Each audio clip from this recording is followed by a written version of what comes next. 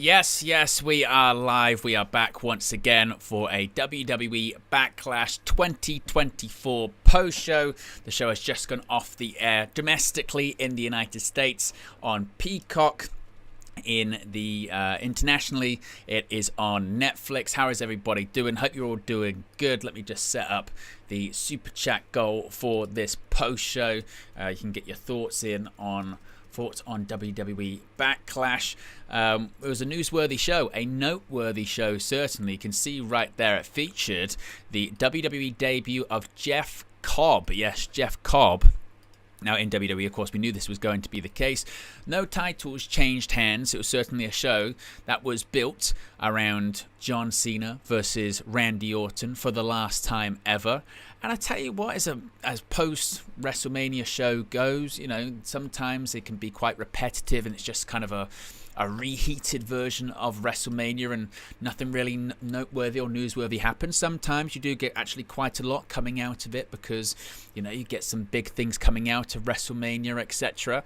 And you know what, as an overall show, and we'll get to the main event first, as we always do, because that's really what you guys come for, is to talk about how the show ended. But as the show goes, I thought it was an enjoyable show overall, to be honest with you. I mean, predictable. No real major surprises this evening. Most of the matches go how you think they're going to go, but that's not a terrible thing in the slightest. And John Cena is still, as you can see right there, John Cena is still the undisputed WWE champion. Not too surprising, really, that he is the undisputed WWE champion still. I think most people expected him to retain his championship, but still, a newsworthy and a noteworthy show. We've already got 44 people through the door, so if you haven't already, click the like button.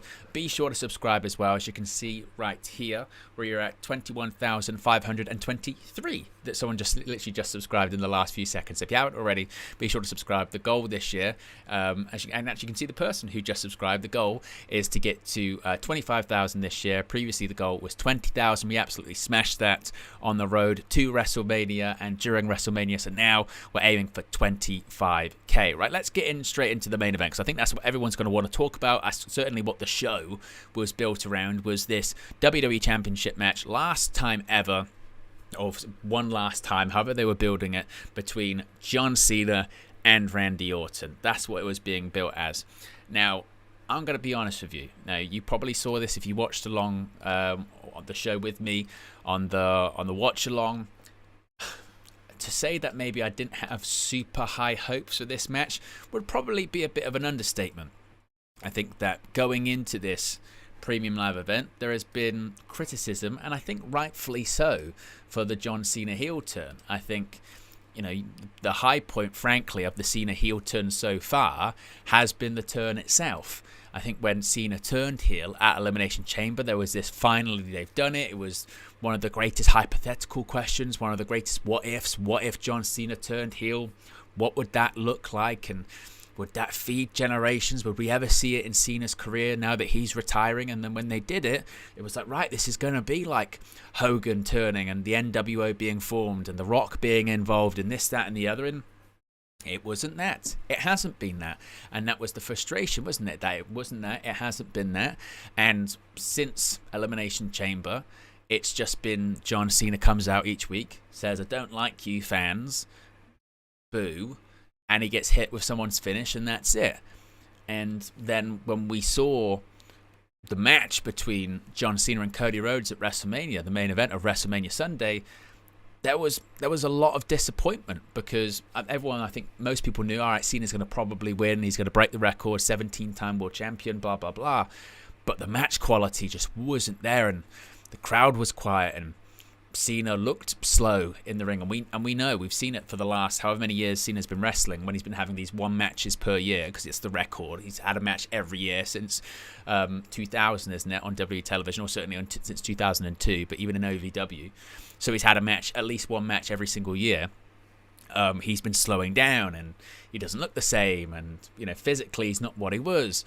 So in theory, this idea of him doing a retirement tour and running some of his greatest opponents and his greatest feuds, i.e. Randy Orton, sounds great on paper, and it will do great business, it will sell out, but actually in execution what is that going to look like? What are the matches going to look like? Because as the famous phrase goes, you can have all the bells and whistles, but then the bell rings and you've still got to deliver. Somehow you've got to deliver. And I mentioned going into this match that I thought the best thing to do for John Cena at this stage in his career and Randy Orton at this stage in his career.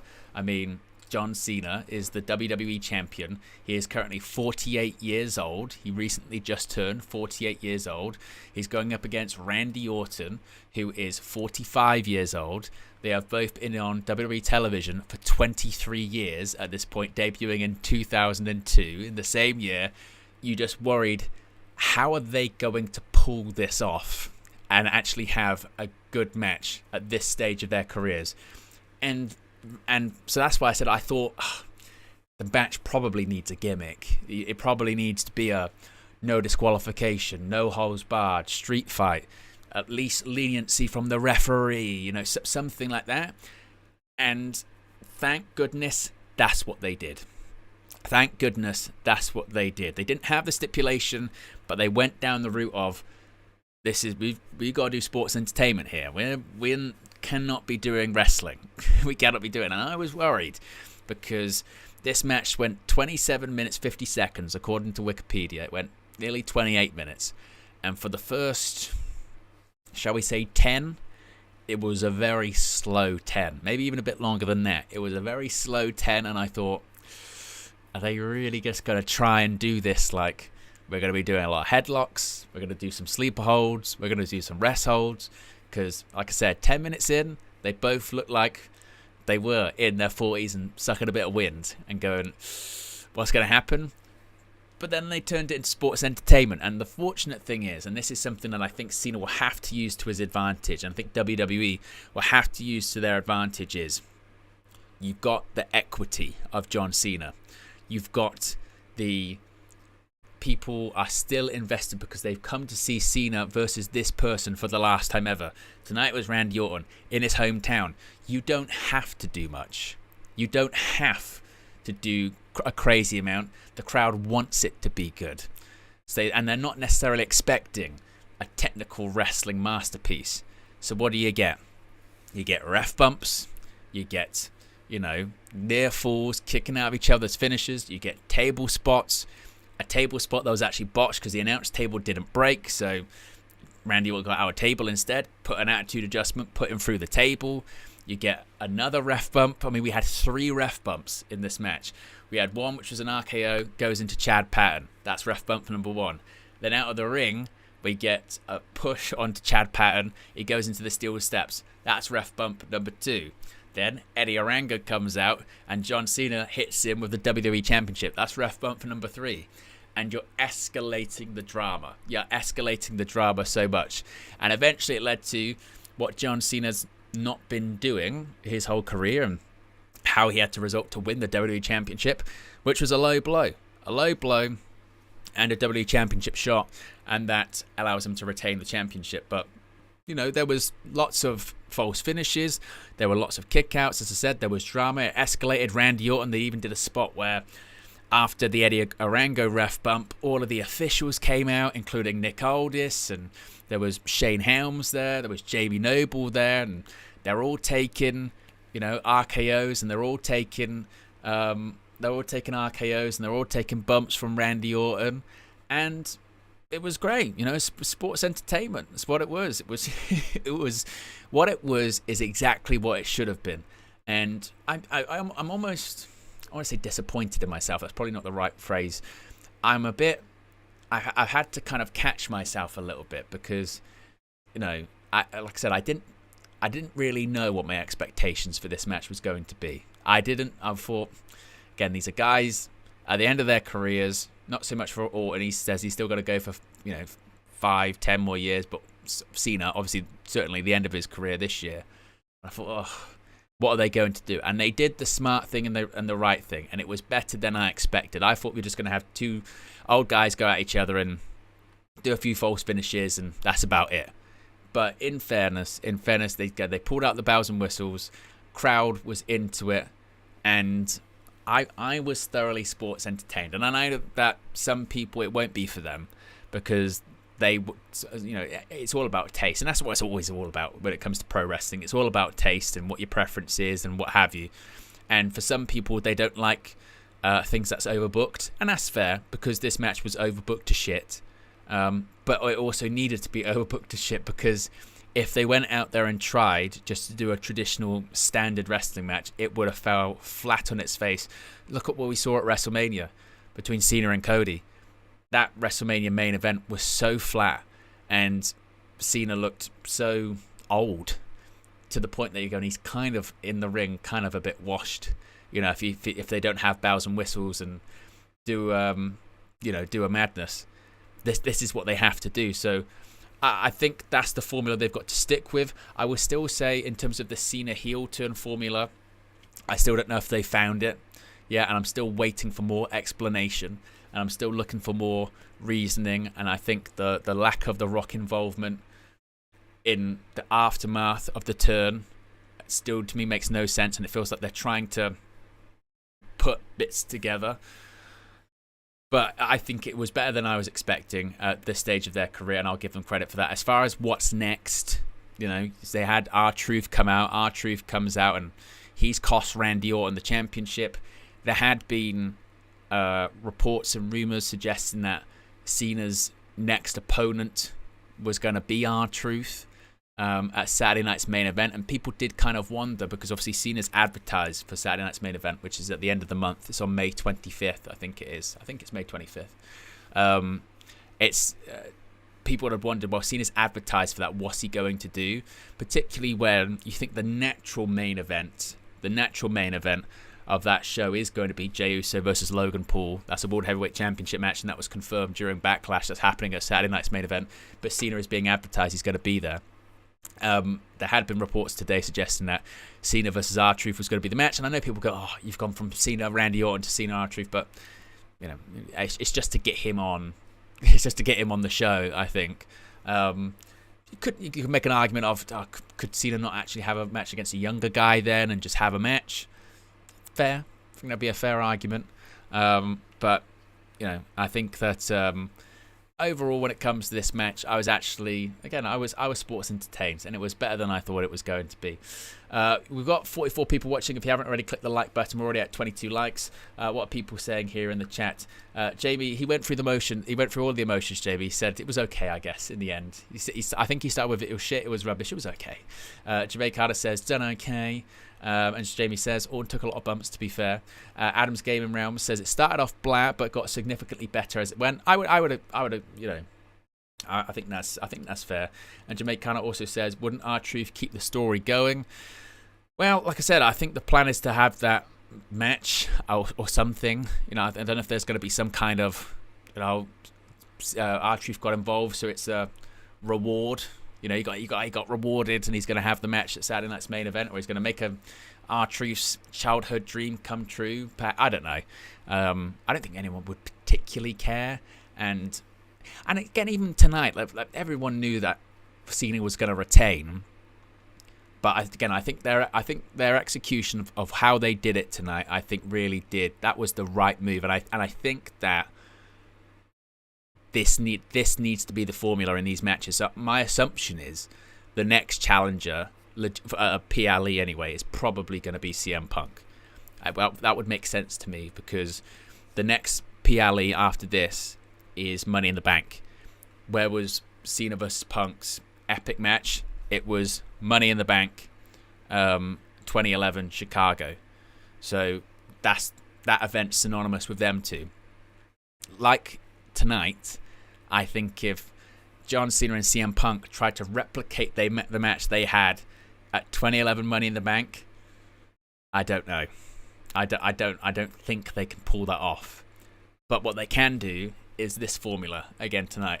They can do a match for like 10 minutes, and then they can do ref bumps, they can do bells and whistles, they can do because how did that match end in 2011? It ended with Vince McMahon and John Laurinaitis coming out, and then Cena stopping him, and referees and all that kind of stuff. They could do that. It can be overbooked, and that's what they can that can be the Cena match. And I think they can get away with it when it comes to that. No Cody, though. I mean, people thought maybe Cody was going to come back tonight. I know that was reported as well, that people were talking, or they'd had talks about if Cody was going to come back. Seemingly they're holding fire on the Cody coming back for now. You would think Cody's going to be the one to defeat Cena and stop Cena from retiring with the championship and killing the WWE title. When would that be? It's a good guess, because you'd also think Cena's going to turn babyface before he retires, surely, or he's going to have one final match as Super Cena instead of this heel Cena. But I as Matty says there in the chat, I enjoyed that. I enjoyed that much more than I actually thought I was going to. As someone that grew up watching a lot of Cena-Orton matches and actually kind of resented them for a period of time, I was thoroughly sports entertained. So I'll give it credit for that.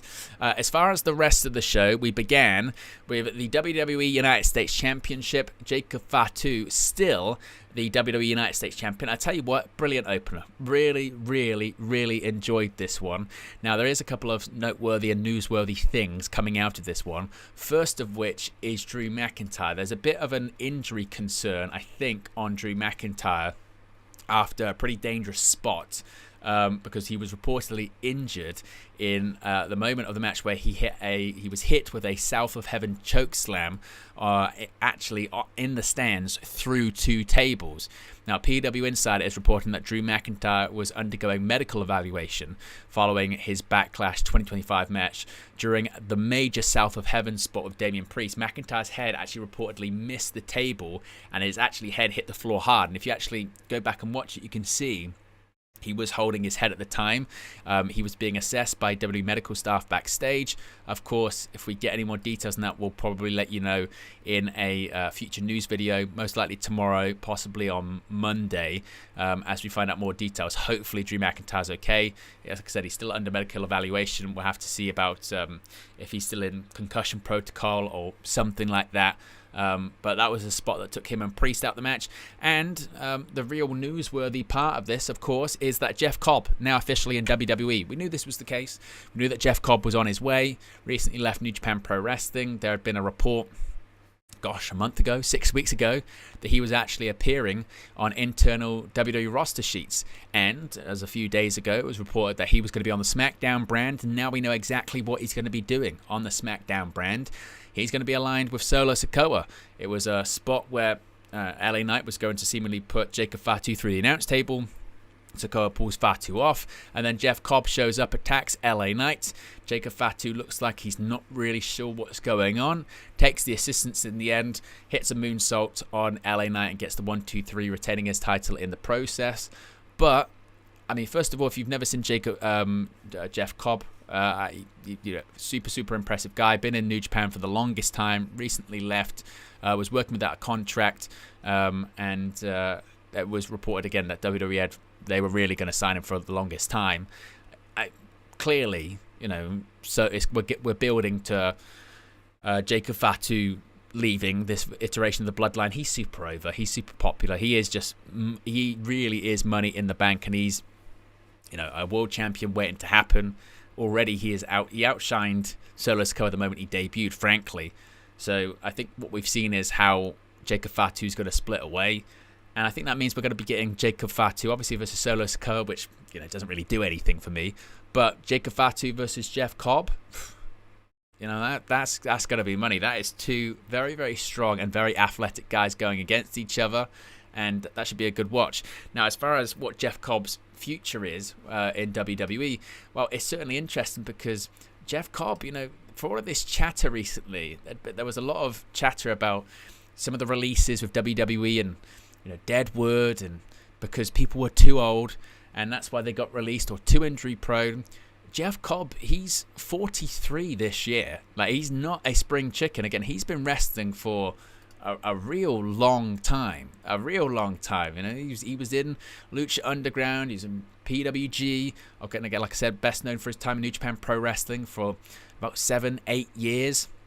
A couple of appearances in AEW early on. There was a thought that he might end up being part of the Inner Circle with Chris Jericho, but that didn't come to fruition. A couple of appearances, like I said, whenever they would have Forbidden Door shows.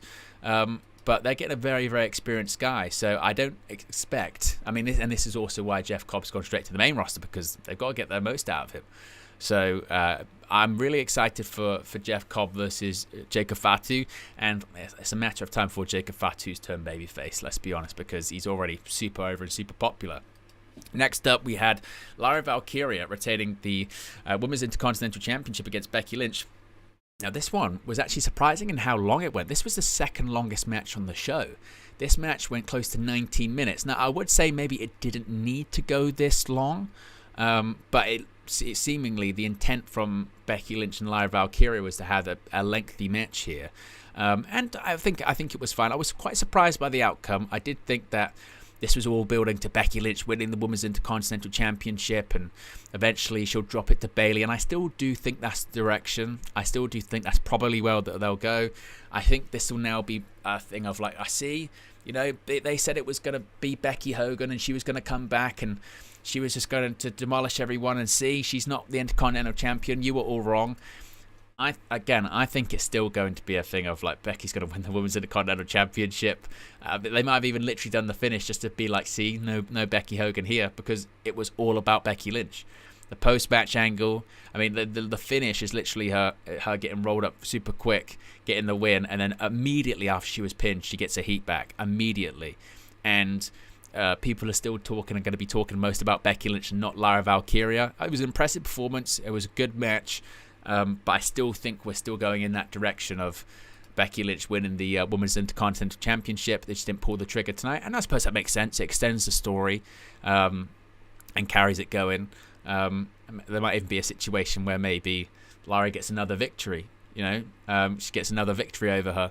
And what you would say is, with Becky here, and I think maybe this is why they did it this way, is whilst you're still talking mostly about Becky Lynch, they tried their very best and I think succeeded in making Lyra look as strong as they possibly could. One, she wins the match. Secondly, she kicks out of a couple of manhandle slams, still gets out of the disarmer, and despite the post-match attack and all of the talking about Lyra, she's still got the championship. So I wouldn't even be shocked if it comes out that was a Becky Lynch call of, yeah, all right, people could put the belt on me at some point, but not in the first match. We're going to have a match. We're going to go out there. We're going to wrestle, and we're going to, we'll turn this into a longer-term thing, which I think is probably the right move too. Next up, we had the Intercontinental Championship match where Dominic Mysterio defeats Penta thanks to interference from not only the Judgment Day, but El Grande Americano. Now, El Grande Americano, the whole gimmick's Chad Gable under the mask, apparently. He used the loaded mask. He hits Penta with the headbutt, allows Dominic Mysterio to get the frog splash, get the victory.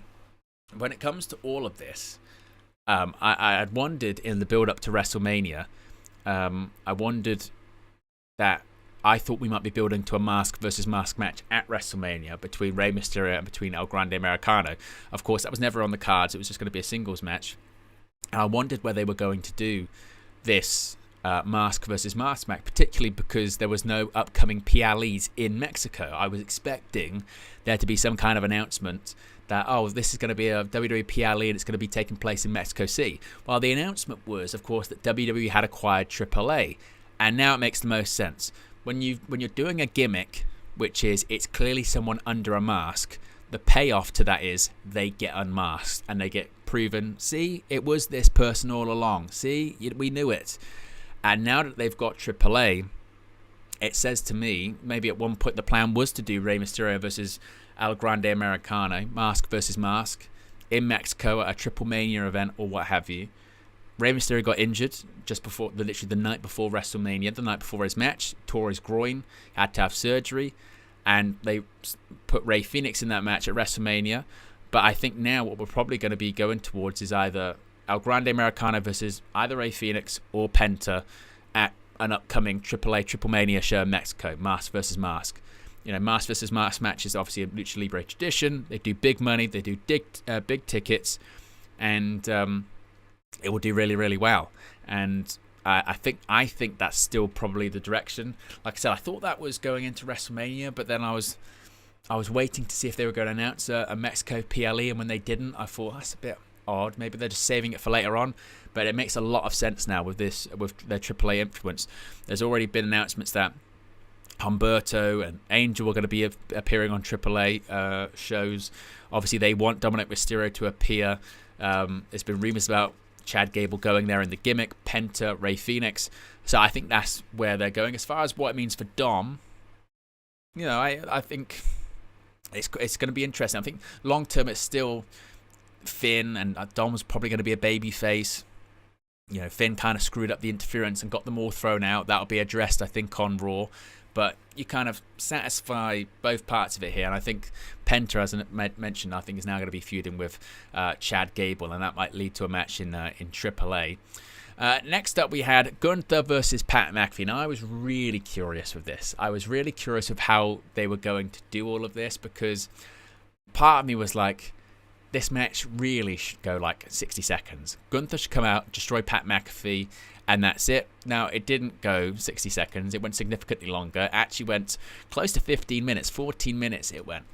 And I'll give credit to Pat McAfee. Look, Pat McAfee can work. Pat McAfee can work. We've seen him work matches before WrestleMania and NXT events and SummerSlam and what have you. And he can work. We haven't seen him wrestle for a while.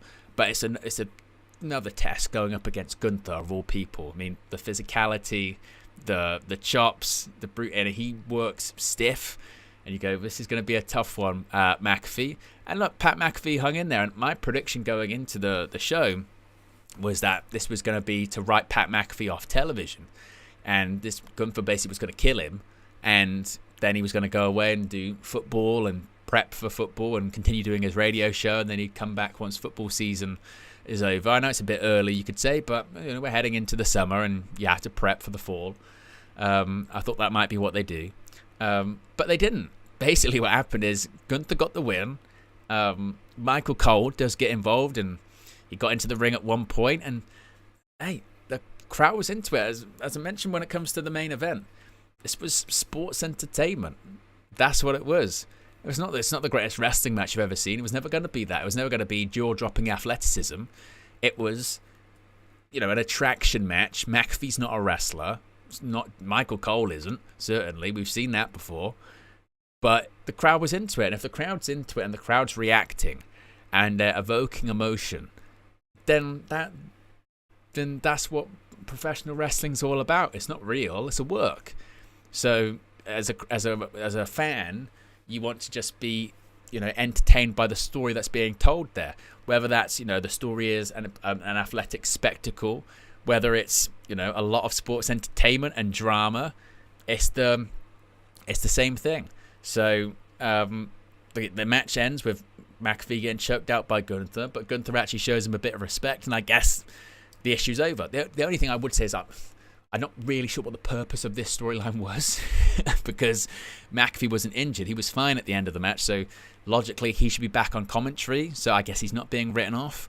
I guess it was just to have a match, just to have a match on the show and for McAfee to get in the ring, and it was a spectacle, and Gunther to have something to do post-WrestleMania, and I suppose a reason for him to be written off TV for a few weeks while he asked for a break, his indefinite suspension that he had, and he was touring Europe or having a holiday in Europe, and I guess that was the purpose of it. But as the match goes, it was fine. It was a sports entertainment spectacle, and I guess, Pat McAfee's going to be on commentary, I would assume, on Raw on Monday, and Gunther moves on. What he moves on to, I'm not sure. I think that's a really good one. I mean, you would think he's out of the World Championship pitching after the Jey Uso match, and Jey Uso's going to be facing Logan Paul. Does he look at Intercontinental Championship? Does he go after like a Dominic Mysterio? That would be interesting. Do they switch him babyface? What do they do? I think that's an interesting one. And obviously we've spoken extensively about the WWE Championship match, which, like I said, I've enjoyed more than I thought, and it was certainly better than I actually had anticipated. I didn't have the highest hopes for these two, even though obviously the experience and the equity, I thought the fans would be in it, but it did actually exceed my expectations, I must say. So credit for that. So overall show, I think that was a fun show. I can't really pick too many holes in it, to be honest with you. I think a really good opener featuring a debut. The second match was a bit surprised by the outcome, pleasantly surprised with Valkyria retaining.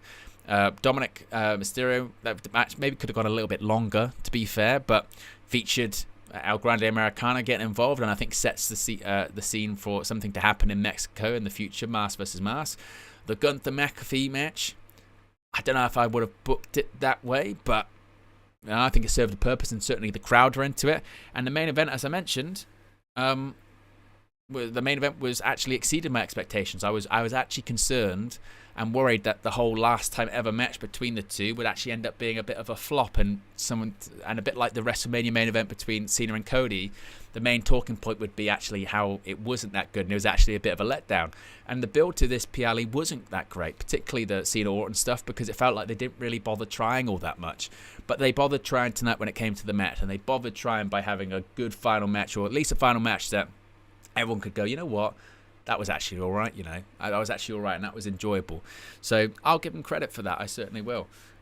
Beep says I give the whole pay-per-view 5 out of 10. Let me know what your thoughts in the comment section below if you're watching this after the fact. What was your thoughts? How would you give the show a rating out of 5? We give them 5 stars and stuff like that, our 5-star ratings when it comes to the matches. On the watch along, so let me know your thoughts in the comment section below.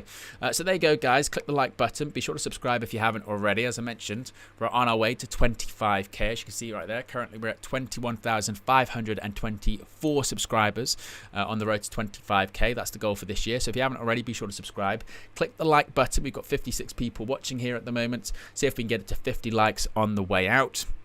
Tomorrow I'll have a news video as we go out tomorrow. In addition to that, I'll also have like a 5 major takeaways, talking points, something like that, coming out of this show. So that'll be up tomorrow for you guys too. I appreciate everyone for tuning in, and I'll speak to you again very soon. Peace.